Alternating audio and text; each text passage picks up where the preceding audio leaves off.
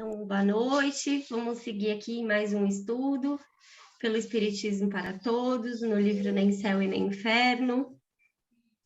Nós estamos na página 355, no item a parte inicial do capítulo 8, de O Céu e o Inferno, a fundamentação científica das leis da alma, por meio dos fatos observados.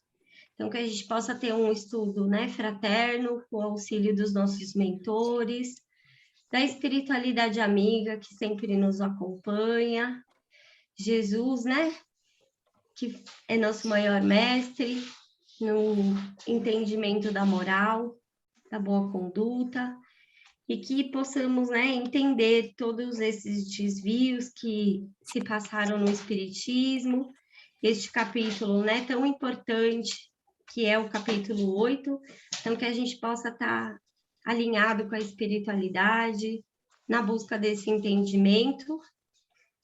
Vamos iniciar a leitura. Alguém quer ler para a gente, por favor? Posso ler um pouco, Ju? Tá ótimo, obrigada. Parte inicial do capítulo 8, de O Céu e o Inferno. A fundamentação científica das leis da alma por meio dos fatos observados. Outro trecho importante retirado de O Céu e o Inferno, na adulteração, está nos 6 parágrafos presentes no início do capítulo 8 da edição original, As Penas Futuras, segundo o Espiritismo.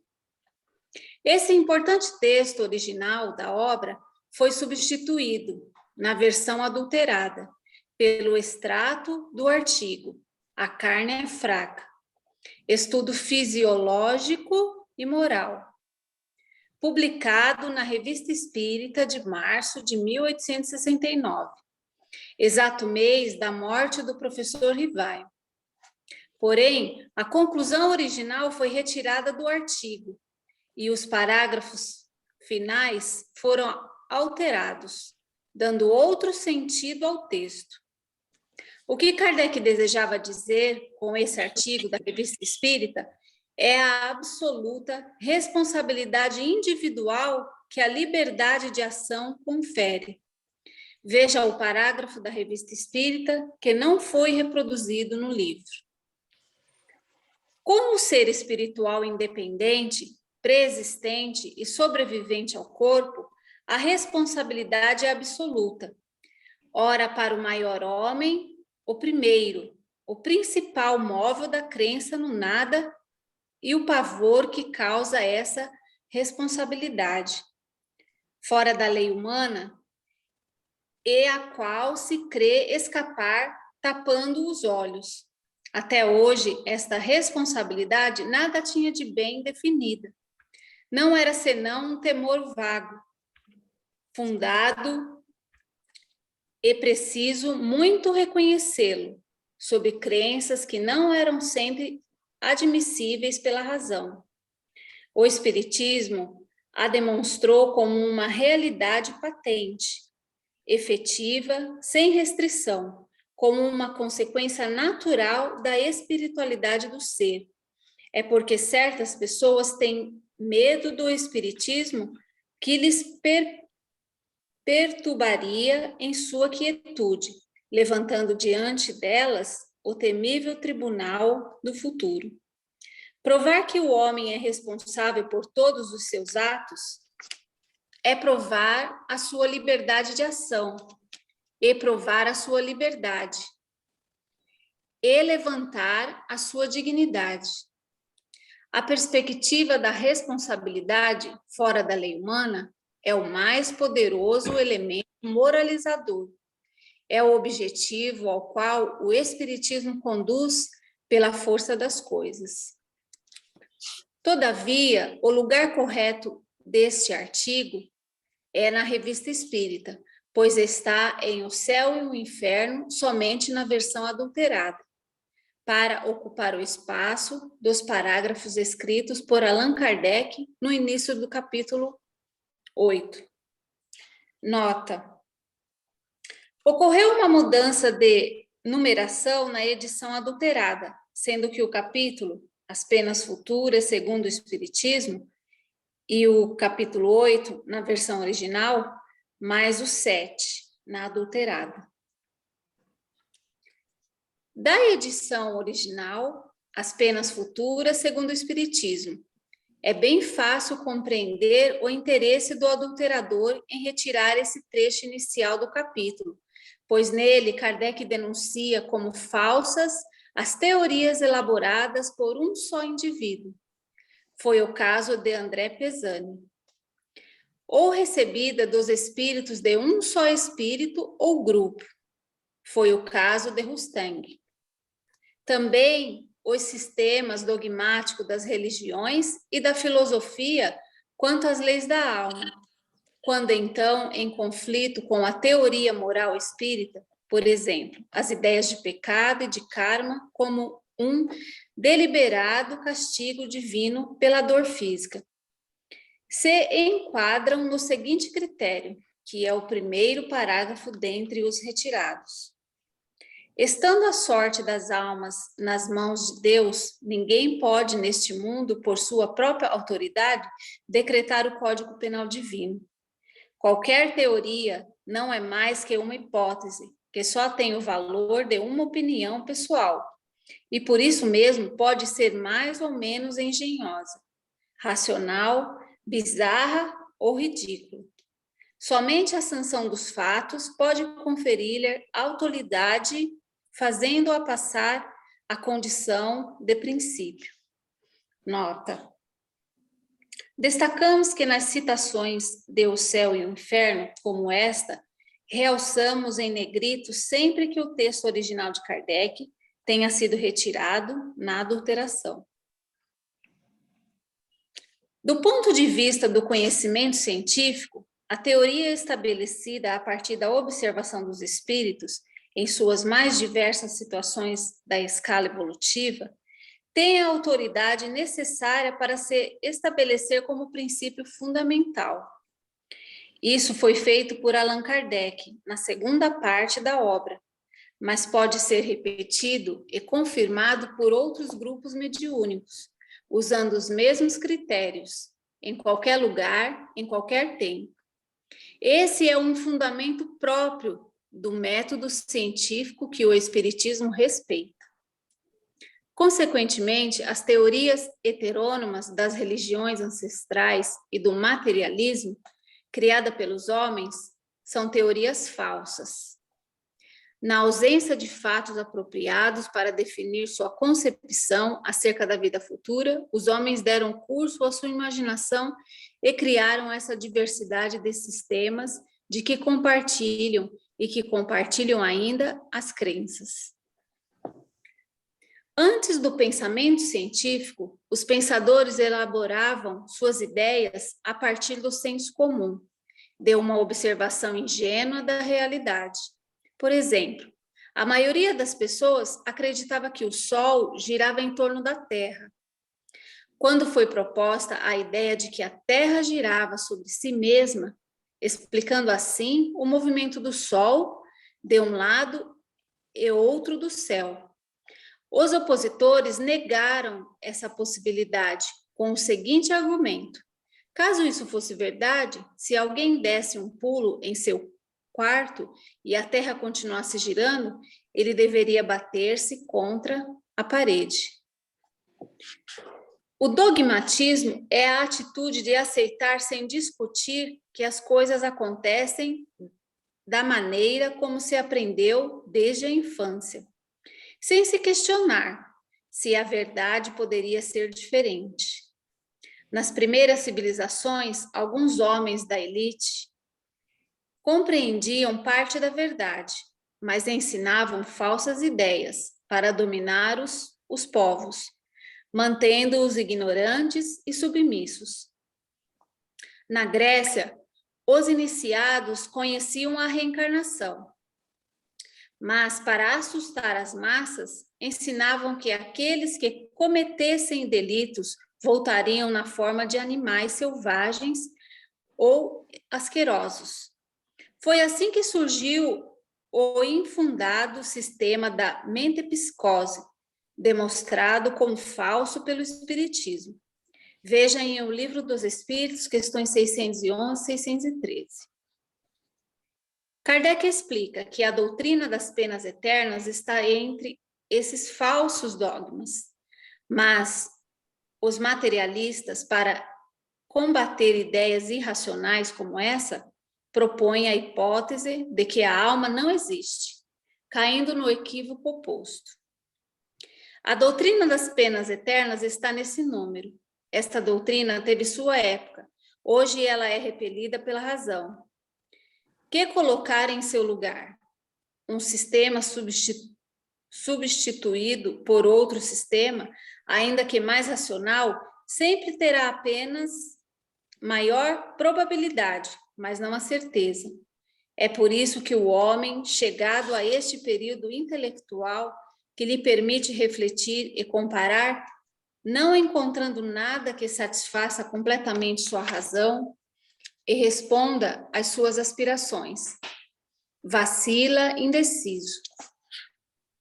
Uns apavorados pela responsabilidade do futuro e querendo gozar o presente sem constrangimento, procuram enganar-se e proclamam nada após a morte, crendo assim manter a consciência tranquila. Outros estão na perplexidade da dúvida. O maior número crê em algo, mas não sabe exatamente no que crê.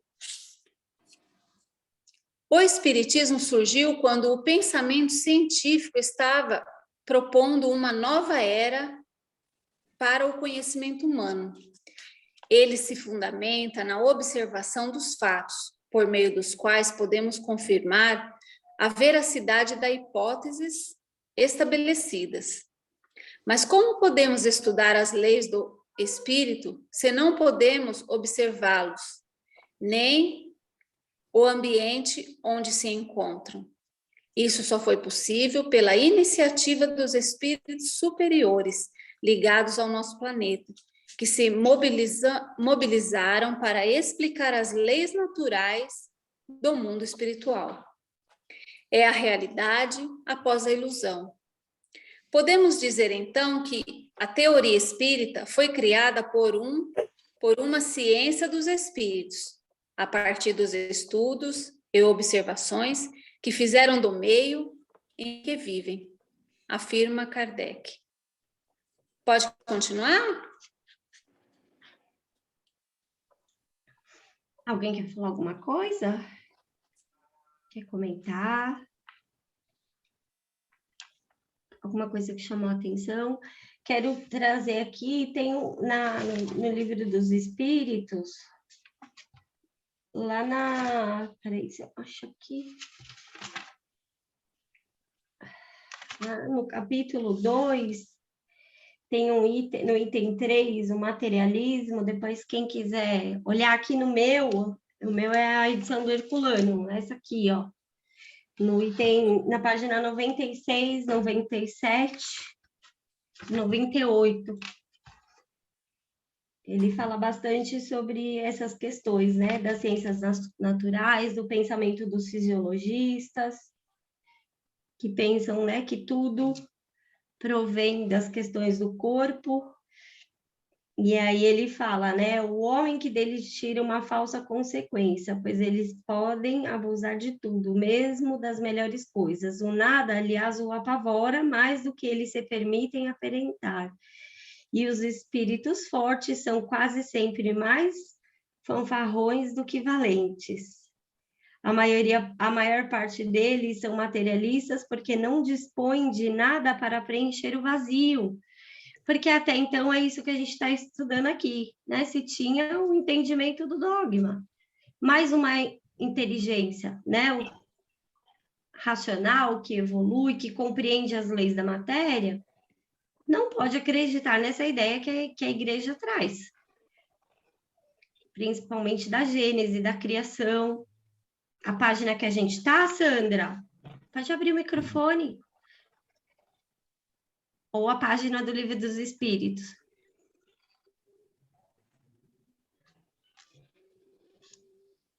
daqui, do Nem Céu nem Inferno, está na 358.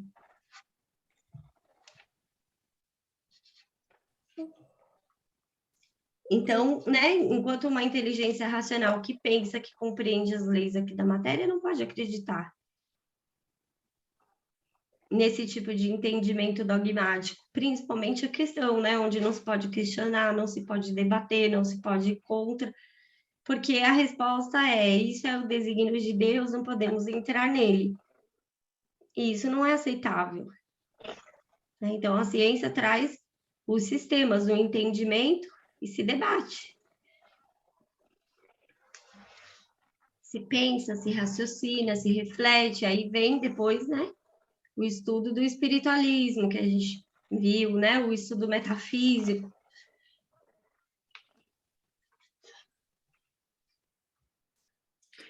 Ô Ju, É a questão, ó, essa partezinha que eu li está na 148. Ô Ju, essa parte aqui que fala: o Espiritismo surgiu quando o pensamento científico estava propondo uma nova era para o conhecimento humano. Então, o espiritismo, ele perpassa pelas questões, traz respostas para as questões religiosas, não traz penas futuras, condenação eterna, mas ele também traz um entendimento das leis que regem a alma, que regem o mundo moral. Mas esse estudo só foi possível com o surgimento do espiritismo, porque o espiritualismo racional vai estudar, né, os fatos do espírito humano, mas através do corpo, uma alma usando o corpo. E de maneira racional, de maneira que eles estavam raciocinando ali, né? Como que se processava a ação da alma ali no corpo. Mas quando chega o espiritismo, aí Kardec fala, né, que é através de observações e de fatos, né, que os espíritos vêm revelar. Isso. Ninguém mais quer falar nada, gente? Eu acho que a gente começa a constatar realmente como, vamos chamar assim entre aspas, né? Os que mandavam no mundo, né? Os poderosos, realmente queriam controlar tudo, né? Até mesmo a religião, o que as pessoas pensavam, como pensavam. E, e o Espiritismo acabou vindo, sendo, né? Não vindo, mas sendo uma resposta, porque trouxe a verdade e que é contra todos eles, né? Como vai até hoje, contra todos eles. Traz a liberdade, né? Pela primeira vez você teve plena liberdade e possibilidade de assumir a responsabilidade por você mesmo, né? E não ficar dependendo de ninguém. Acho que, né? Que é exatamente o complemento ali, né, do artigo da Revista Espírita, Eles que foi tiraram. retirado, né? Então, quando a gente vê assim, né, a questão do André Pesani, o Rustang, e também as questões, né, dos sistemas dogmáticos das religiões e da filosofia. Então, quando Kardec traz esse trecho, né, lá aqui que a gente leu da 356, estando a sorte das almas nas mãos de Deus, ninguém pode, neste mundo, por sua própria autoridade, decretar um código penal divino. Qualquer teoria não é mais que uma hipótese que só tem o valor de uma opinião pessoal e, por isso mesmo, pode ser mais ou menos engenhosa, racional, bizarro, ridícula. Somente a sanção dos fatos pode conferir-lhe autoridade, fazendo-a passar a condição de um princípio, né? Estabelecer isso como um princípio. Você não pode pegar a opinião de um espírito ou de um grupo ali. Diga, Rolinho. Então, a gente vê que o controle ainda se mantém, né?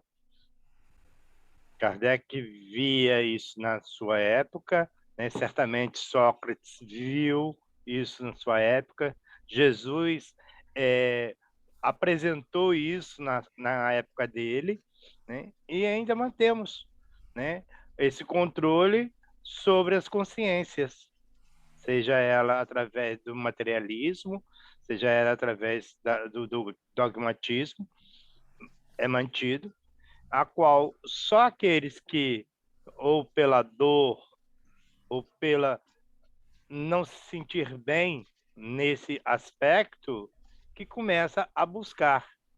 E muitas vezes vão àqueles que eles acham conveniente a questionar e coloca que são coisas, são mistérios. E a pessoa paralisa ali nos mistérios. Outros não. Mas são poucos que não aceitam esse mistério. Então, a necessidade, eu vejo assim, né, que quanto mais nós estudamos as obras de Kardec, né, todas, vamos acordando desse sono hipnótico que mantemos, né? Eu saí agora do estudo que estávamos, né? Estávamos falando sobre o desencarne, né?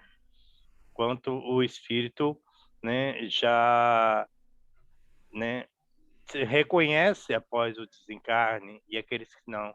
A gente vê que os companheiros que estavam na sala, muitos, né, ficam perturbados com isso, porque será que eu vou reconhecer? Como é que eu vou me reconhecer? O que eu preciso fazer para me reconhecer? Né? E a condição é uma só, é a mudança de conhecimento, né? A educação dos sentimentos, né? A caridade desinteressada, né? O trabalho, né? No esforço do dia a dia. Então, é isso que a doutrina nos traz de forma tão simples, que está na mensagem do Cristo, porém, as religiões, elas, né, colocam um tapume sobre isso para continuar a fazer a heteronomia. É porque a questão, né, do dogma tá aonde está a salvação e para quem é, Isso. né? A salvação é para quem?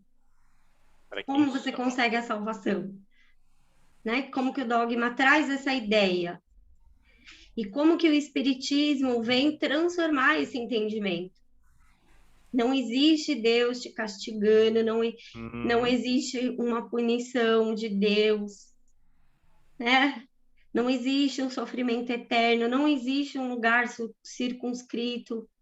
Ninguém te A obriga, felicidade não é uma contemplação, né? Um ninguém te estado de obriga a fazer nada, você é livre. contemplação. Né? Você é Sem livre, dúvida. ninguém te obriga. Né? Exatamente.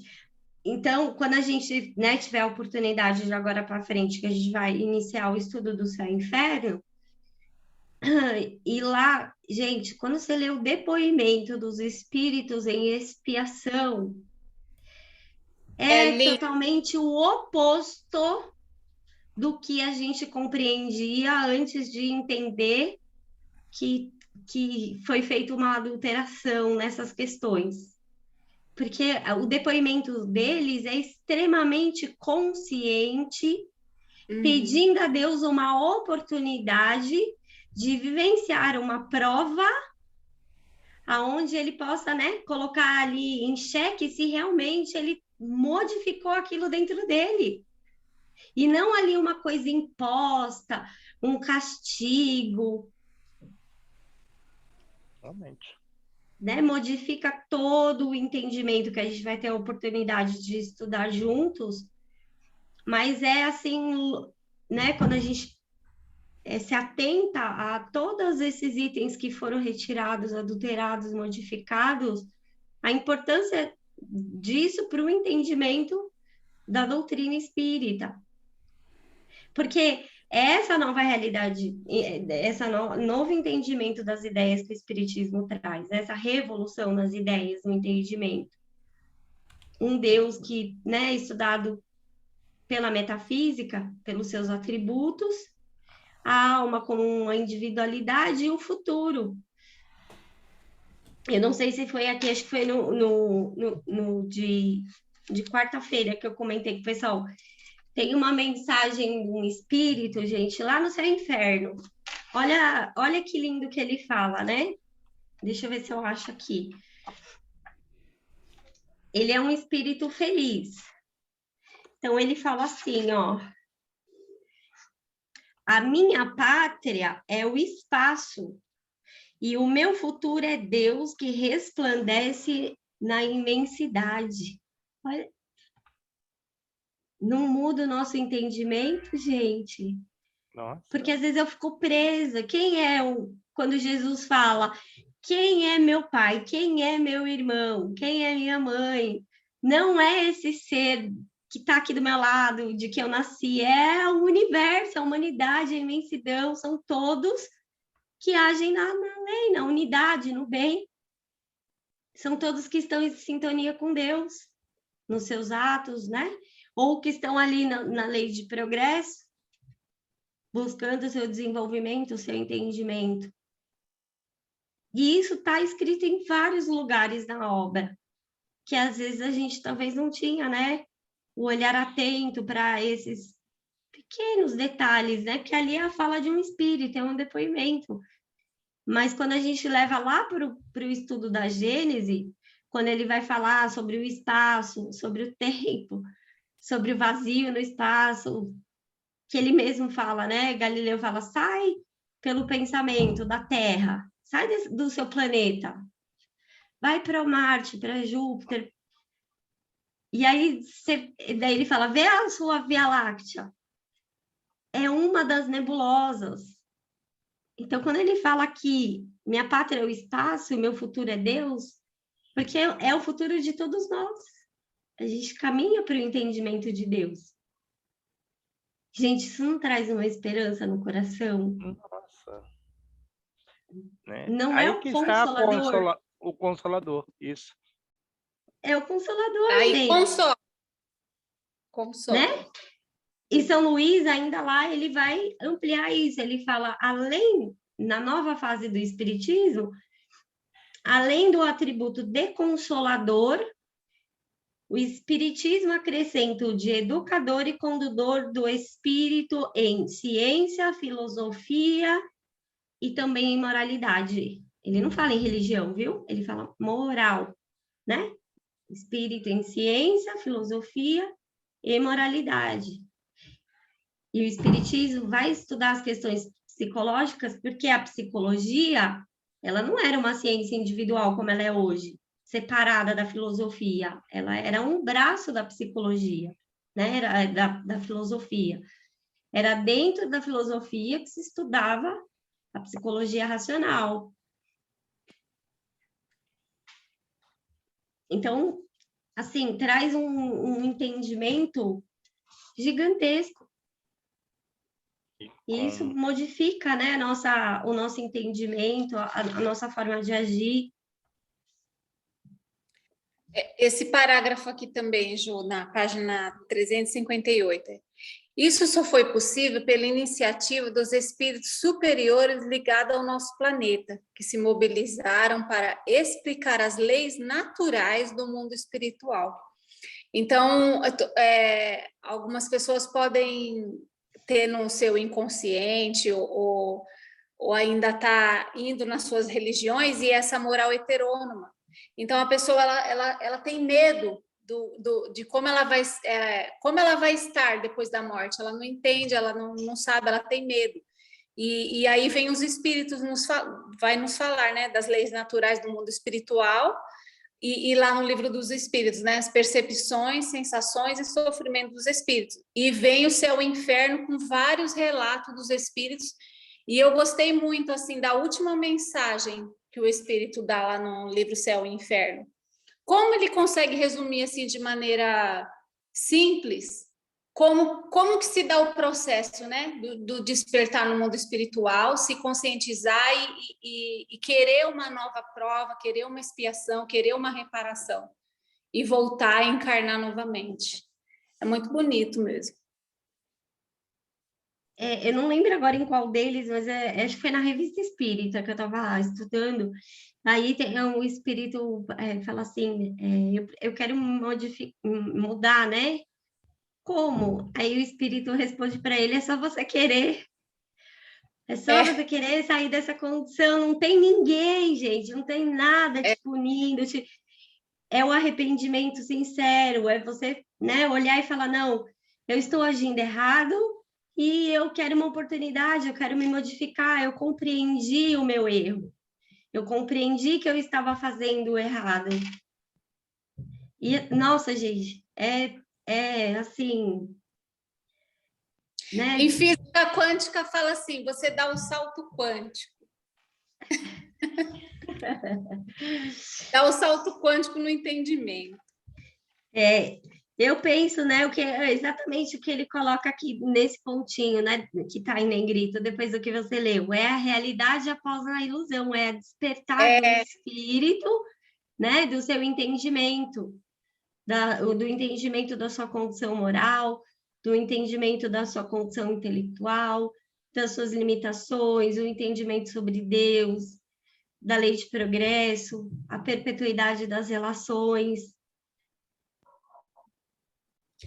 Aqui na página anterior também, né, que ele fala, na Grécia, os iniciados conheciam a reencarnação, mas para assustar as massas ensinavam que aqueles que o cometessem delitos voltariam na forma de animais.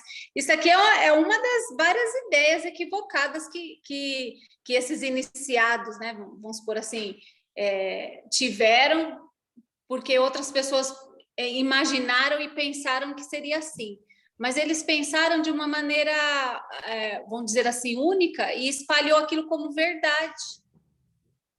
Aquela pessoa pensou que seria daquela maneira e colocou como verdade para a humanidade. Mas, gente, ó, vamos prestar atenção no nosso século. Às vezes não tem... Agora, não tem mãezinha que olha para o filho e fala assim, se você fizer isso, o bicho-papão vai te pegar. É o condicionamento, Ju. É você conduzir aquela criança pelo medo. Não é e que pior, também que fala assim, olha, Deus vai te castigar se você fizer isso. A pessoa nem é mais religiosa, ela nem frequenta todo final de semana a igreja, mas aqui ela está condicionada a essa ideia, aí vai passando de pai para filho, de filho para avô, e não percebe nessa moral heterônoma, né? Não percebe. E eu vou dar um exemplo meu. Quando eu era pequena, que eu ia para a casa da minha avó falava assim, ó, se vocês saírem na rua, do outro lado da rua, aí tinha uma casa meio esquisita lá do outro lado, ela falava assim, ali mora a Chica Mineira. E ela anda com uma sacola, gente, é verdade. E ela coloca as crianças dentro da sacola, leva embora e nunca mais o pai e a mãe vê a criança. Gente, eu juro, eu não passava do portão. Jamais eu passava daquele portão por medo. Só que depois eu e a minha prima, a gente foi crescendo, a gente ia vendo que não tinha, que a Chica Mineira que ela falava era uma senhora que realmente ia com o papão, com a sacola, e a gente ficava observando. Ela saía da casa dela, ia na padaria e voltava com a sacola com pão, refrigerante, leite, sei lá. E eu falava, pra minha prima, né, que a gente tem, mas eu falava, mas mãe, ela, a Chica Mineira, ela só foi com papão na padaria, ela não tem criança lá. Olha, e aí você vai crescendo, você vai perdendo o medo, você vai aprendendo a fazer, mas você vai usando a razão.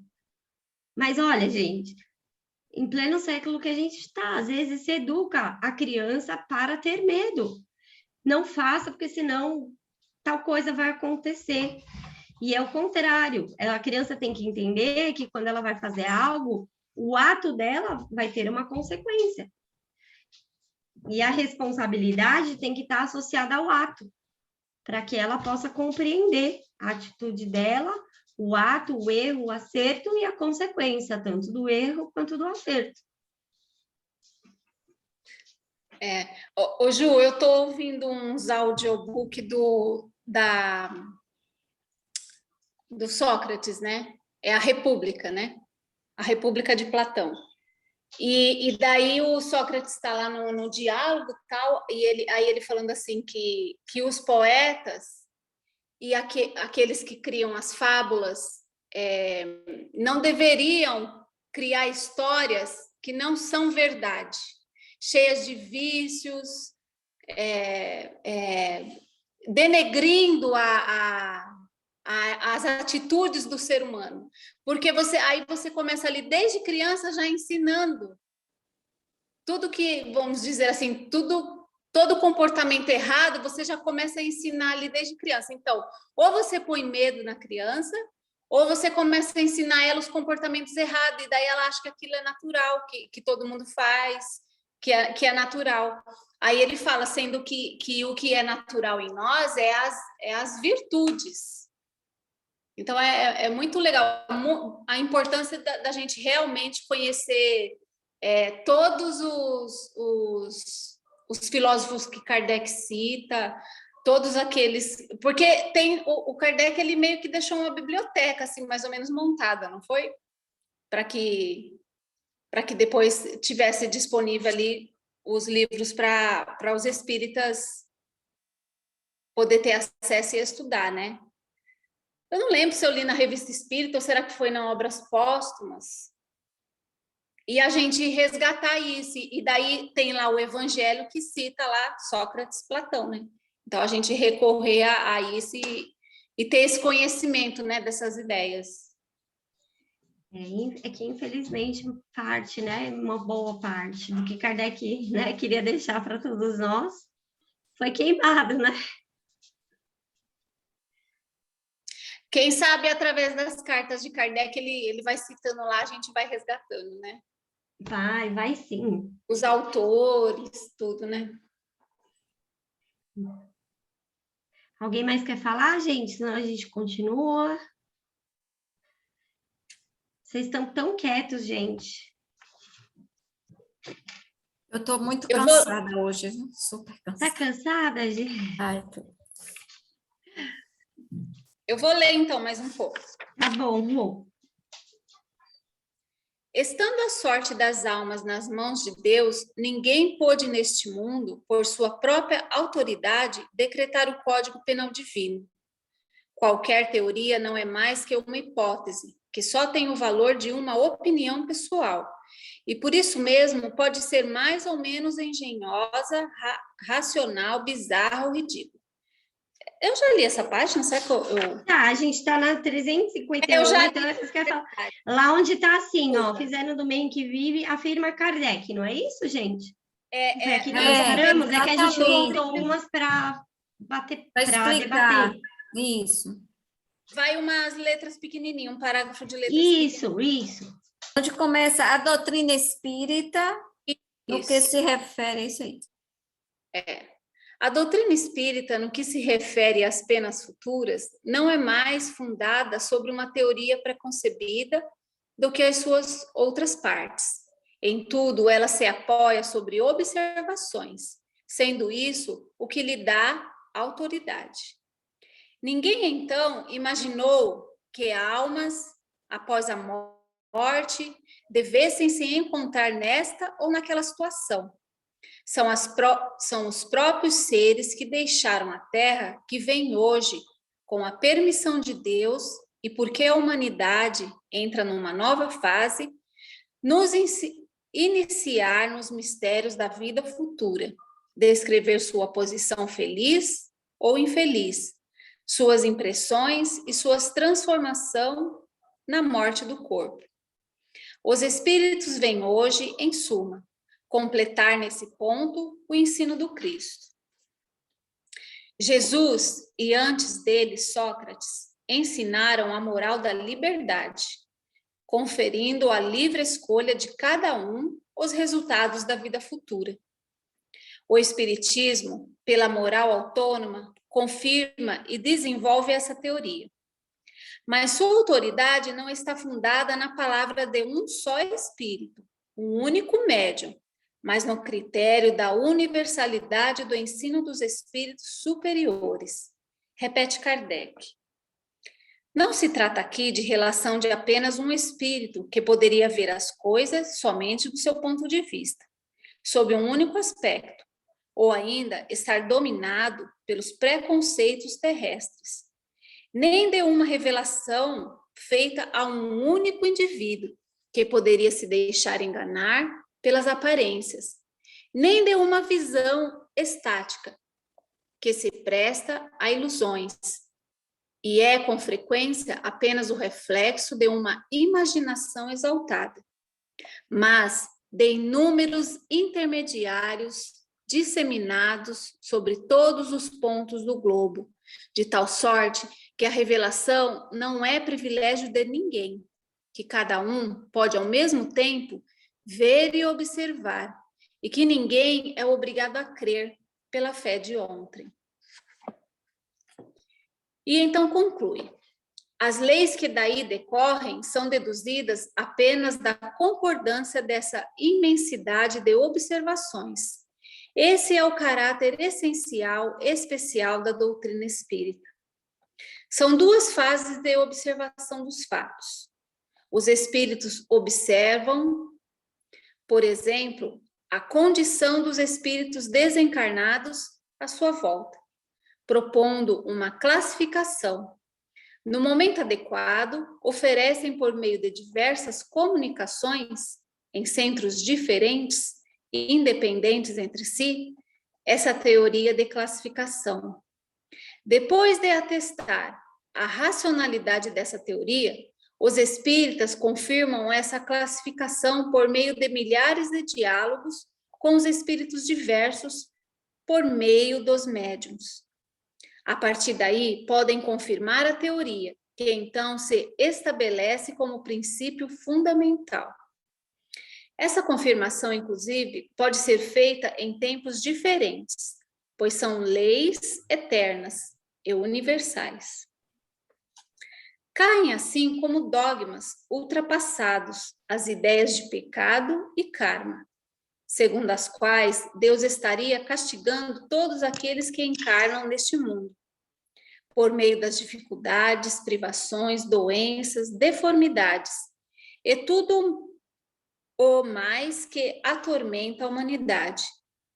Já o Espiritismo explica que os fatos da vida são oportunidades para o aprendizado consciente do espírito, conquistando valores e superando imperfeições. São, respectivamente, as provas e expiações. Por fim, antes de apresentar as leis da justiça divina, Allan Kardec resumiu em 2 parágrafos o que havia afirmado no prefácio do livro, também retirados na versão adulterada. As leis que daí decorrem são deduzidas apenas da concordância dessa imensidade de observações. Esse é o caráter essencial e especial da doutrina espírita.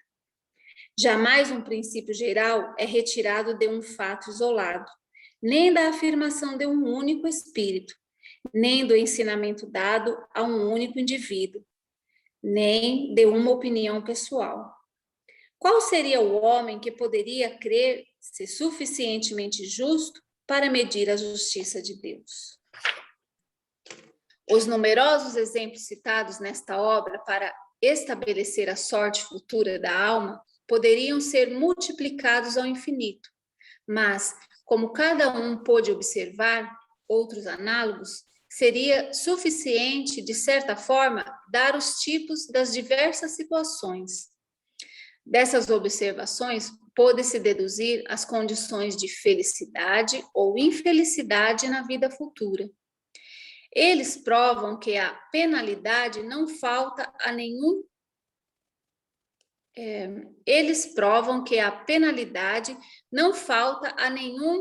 prevaricação e que, enquanto não seja eterno, o castigo não é menos terrível segundo as circunstâncias. Destacamos que nas citações de O Céu e o Inferno, o que está no texto original de Kardec e foi retirado na adulteração, está realçado em negrito.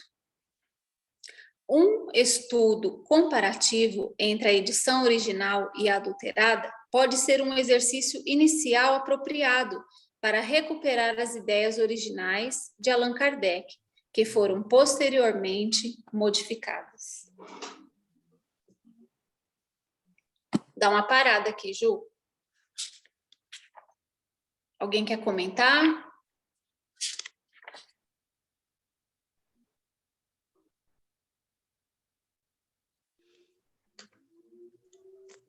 Ninguém quer comentar?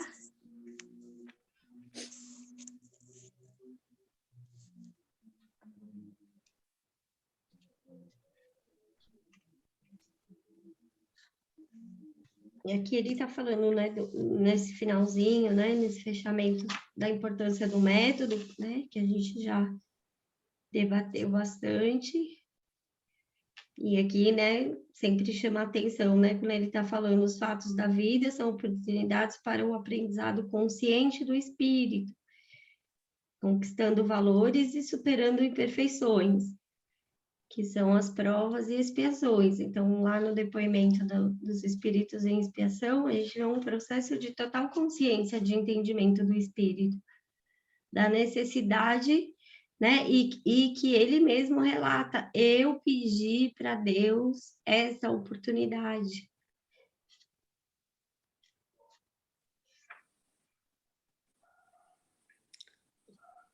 Essa Né? parte aqui também que ele fala.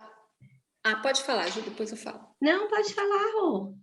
Essa parte aqui que ele fala de indivíduos que poderia se deixar enganar pelas aparências, nem de uma visão estática de ilusões, né? De pessoas, vamos dizer assim, de homens encarnados, né? Que vieram falar ser intermediário, né? Vamos dizer assim. E aqui ele que aí são aqueles indivíduos falando, né, de uma suposta verdade, né, vamos dizer assim.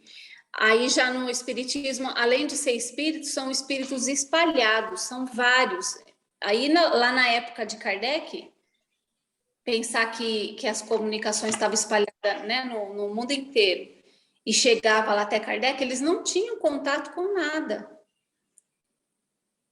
Para chegar uma ideia concisa, né? Para se tornar princípio, para chegar lá em Kardec e Kardec perceber que era um princípio. Então, e além de tudo isso, precisa passar pela lógica, pela razão, Sim. né? Que era o que Kardec Porque fazia, né?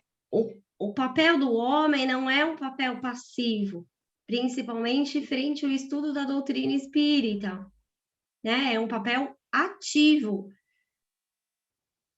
E ainda assim, Kardec ele consultava os outros espíritos, né? Que ele confiava lá para se pronunciar daquela mensagem. Sim, Ele muitas vezes. Não, tipo, eu vou concluir aqui racionalmente, logicamente, e vai virar princípio e pronto. Não, ele submetia ainda aos bons espíritos. E a gente vê que se estabelece um diálogo realmente, né? Não é uma, que nem quando o Kardec põe lá aqueles questionamentozinhos lá na Gênese. Tá, se o Espiritismo se fundamenta na moral do Cristo, por que a gente tem a necessidade que os espíritos viessem falar? Se os espíritos são as almas dos homens que já viveram, eles sabem mais do que nós, e por aí ele traz vários questionamentos que faz com que a gente o quê? Desperte para refletir no que é a revelação espírita. E ele questiona: é uma revelação litúrgica, messiânica, onde aquilo é passado né, e você acolhe aquilo cegamente, tá? Como uma verdade absoluta. Então era de um, né? Até então a revelação era sempre de um indivíduo. Então, e aí quando isso, que nem é o exemplo que a gente tem da questão do Mustang, né? Aquilo foi passado por uma médium, por um grupo, sem se questionar, porque a gente não vê o estabelecimento ali de um diálogo como a gente vê com Kardec e os espíritos, ele questionando, ele pergunta, ele repergunta, a gente vê isso no livro dos espíritos, né? Ele pergunta, depois ele volta ali, e os espíritos, já o dissemos, né? Pensa mais um pouco, reflete sobre isso. Quando vocês estiverem esclarecidos no entendimento, voltamos a né, provocar o fenômeno para que se estude o fenômeno e compreenda a lei que rege. E aí aquilo sim se torna uma lei. Então não existe passividade. E isso é importante para que, né, a gente não ocorra a questão da obsessão, da fascinação, e entre tudo que a gente estuda lá nos livros dos médiuns. Diga, Gê. É todo um trabalho assim de induzindo ao entendimento do que está sendo debatido ali, né? É muito bonito isso, esse trabalho. E quando ele fala aqui, né, nesse trechinho que a Rô leu, que ele fala que Jesus, né, trouxe a questão da liberdade, lá no Céu e Inferno ele fala exatamente a mesma coisa, Kardec está falando, né? Mas para os fariseus, os frutos produzidos por Jesus eram maus, porque ele vinha acabar com os abusos, proclamando a liberdade que lhes arruinaria a autoridade. Por isso que o espiritismo se fundamenta na moral da liberdade, não é mais pela coação física, pelo medo, pelo condicionamento, gente. É o espírito através da sua liberdade, da sua consciência, do desenvolvimento das suas faculdades, que aí é aquilo que o espírito, né, feliz falou para nós. A minha pátria é o espaço e meu futuro é Deus. Porque com todo esse entendimento é para lá que a gente vai e cada vez mais se amplia.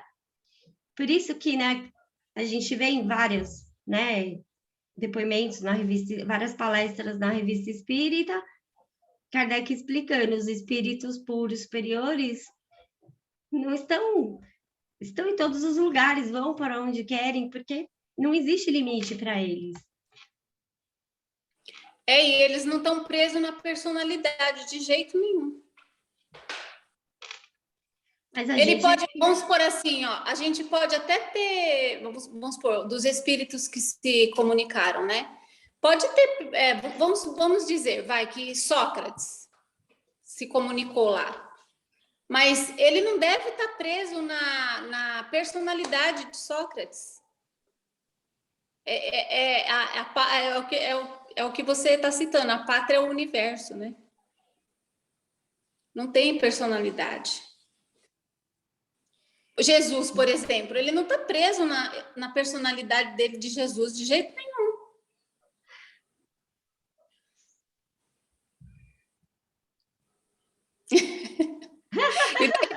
E daí fica como? A gente toda hora fica evocando ele, Jesus, Jesus. Mas quando a gente pensa nele, né, a gente pensa no quê? Nos ensinamentos, né? Na moral. Na sua ajuda, no seu ensinamento moral. Então, automaticamente, a gente se conecta com ele. É lógico que ele não é, né, aquela forma que a gente nem tem certeza se a forma que a gente, né, vê nos quadros é assim.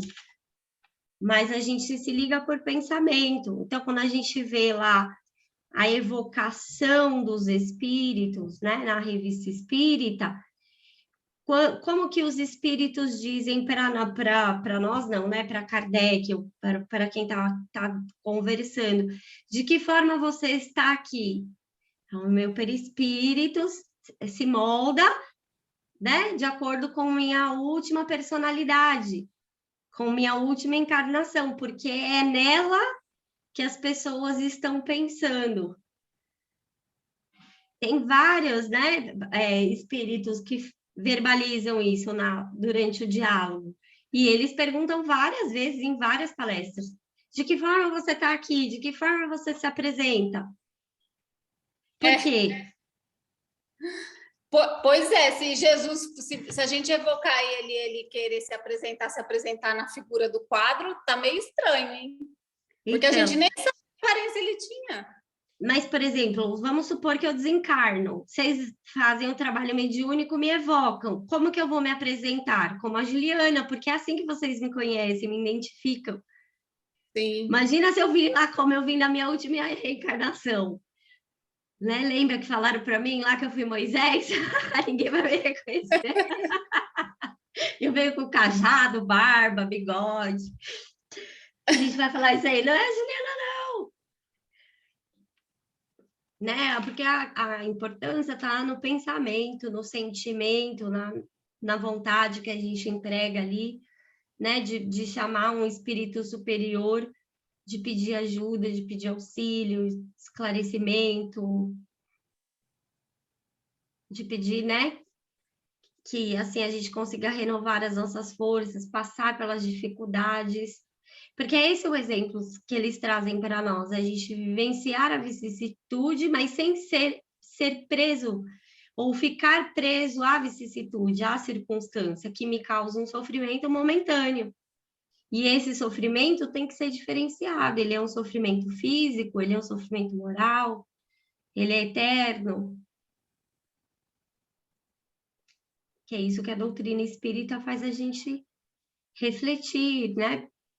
Buscar esse entendimento.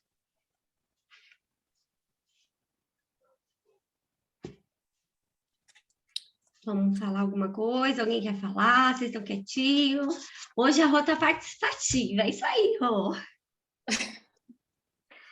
É que os diálogos de Sócrates dá muito pano para manga para a gente perceber o que Jesus falou, né? Que Jesus falava para espíritos mais simples e ignorantes, e Sócrates já falava para inteligência desenvolvida. E muita coisa da cultura lá do povo lá de Sócrates, Jesus ele pegou. Então, assim, quando Jesus foi assassinado, não foi só pelos judeus, não, foi pelos romanos também, porque muitas coisas que Jesus falava também estava de certa forma, chamando a atenção do povo romano também, não era só do povo judeu, não. E daí a gente vai percebendo, né, nos diálogos ali, as falas, os exemplos que Sócrates vai dando. Nossa, Jesus pegou muitos para poder falar, só que Jesus falou de maneira simples. Mas algumas vezes ele falava com pessoas que tinham lá inteligência desenvolvida, assim, que era os sacerdotes, né? Que eram os sacerdotes lá. Mas, sim, a gente vê esses diálogos, né? E principalmente quando eles falavam, em nome do demônio que você cura. As partes, a que me veio agora. Querendo desqualificar a cura de Jesus, colocar como se ele estivesse curando em... Mas é exatamente isso que está ali no céu e inferno, quando ele fala, né? Que... Agora perdi onde que eu estava. Que ele fala que, né, Jesus vem trazer o entendimento da liberdade. Mas, ao mesmo tempo, é o que Kardec coloca lá, né? Quando Cristo disse, eu vos enviarei o Consolador, por quê? O Espiritismo consola mesmo. Então, mas por que o Espiritismo é o Consolador? Por que a gente teria uma necessidade de um Consolador se a moral espírita se fundamenta na moral do Cristo?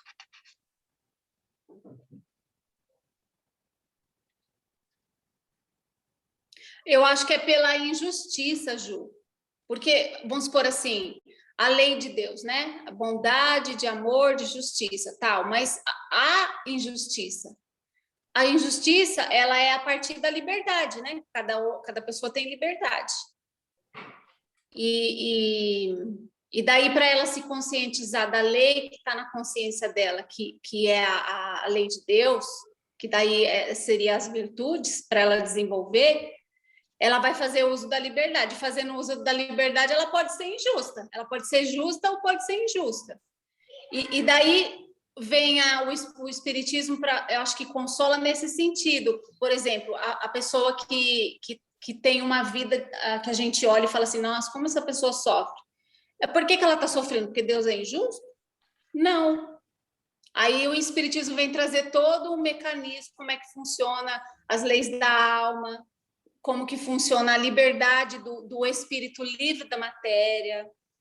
Aí eu acho que é consolador por aí. Vamos pensar, ó. Aqui na tradução, na Gênesis... né, Ju? Oi, Mari, diga. Na tradução está dizendo que Deus solicitaria o Consolador, né, para explicar todas as coisas e para restabelecer os seus ensinamentos. Né? Então, restabelecer é aquilo que foi desvirtuado, senão não precisaria restabelecer. Não seria um ensinamento novo, mas restabelecer aquele que foi dado.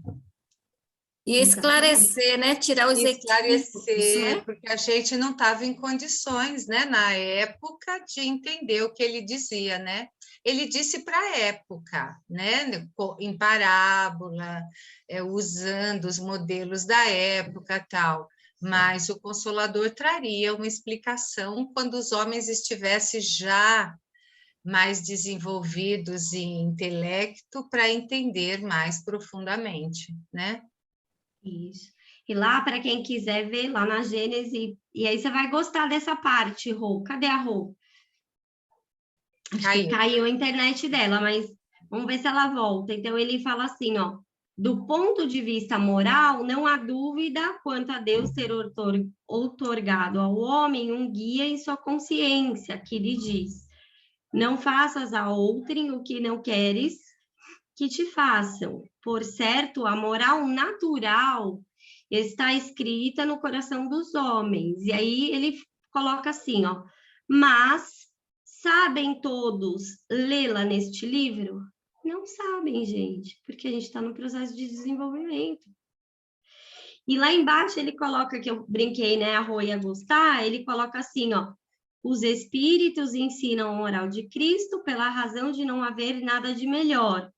Mas, então, para que serve seu ensino se só repete o que já se sabe, o que já sabemos? O mesmo poderia ter dito da moral do Cristo, pois foi ensinada 500 anos antes por Sócrates e Platão, e em termos quase idênticos. E aí ele fala, pois bem, os espíritos vêm simplesmente aumentar o número dos estudiosos da moral, com a diferença de que manifestam-se por toda parte, se fazem ouvir tanto na cabana quanto no palácio, tanto pelos ignorantes como pelas pessoas instruídas. O que o ensinamento dos espíritos acrescenta à moral do Cristo é o conhecimento dos princípios que regem as relações entre os vivos e os mortos, né? E vem trazer o entendimento das leis. Por isso se fundamenta na ciência, na razão. Porque na época Jesus fazia e todo mundo ficava admirado, né? Como que ele faz isso, né? De onde ele tira? Então, quer dizer, hoje já podemos entender que ele sabia de todas as leis, né? E fazia uso, o fenômeno. E fazia uso de todas elas, né? E quando, né, a gente percebe que Kardec vai explicar, né, para nós, o maravilhoso, sobrenatural, ficou no âmbito da explicação religiosa. E a ciência avançou no entendimento das questões materiais. Com o surgimento do Espiritismo, ele traz o que é a chave, né, do entendimento, porque ele traz o entendimento da lei. E a chave está no perispírito, né? Que ele vai falar, vamos estudar a questão do perispírito, vamos estudar as questões psíquicas, lá no capítulo dos fluidos, porque é ele que traz a chave para que a gente possa compreender os fenômenos. E aí, né, a questão dogmática vai explicar tudo. Isso é um mistério de Deus, isso é um milagre, isso é sobrenatural. Mas as inteligências fortes, né, não vão acreditar em milagres, em algo sobrenatural. Porque vai buscar a explicação racional.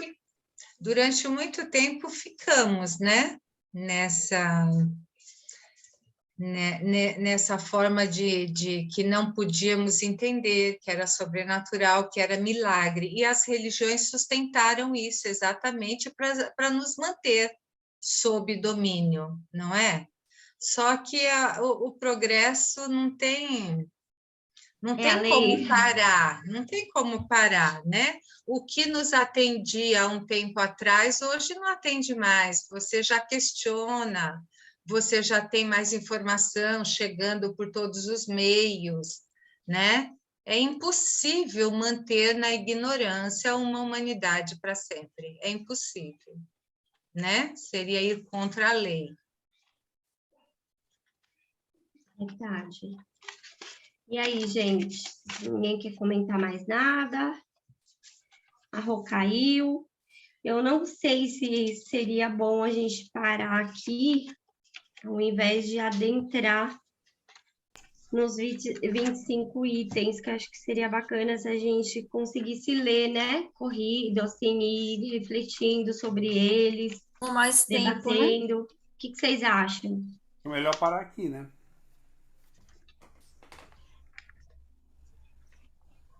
Então, ficamos na 360, certo? Sim. Os 25 itens, né?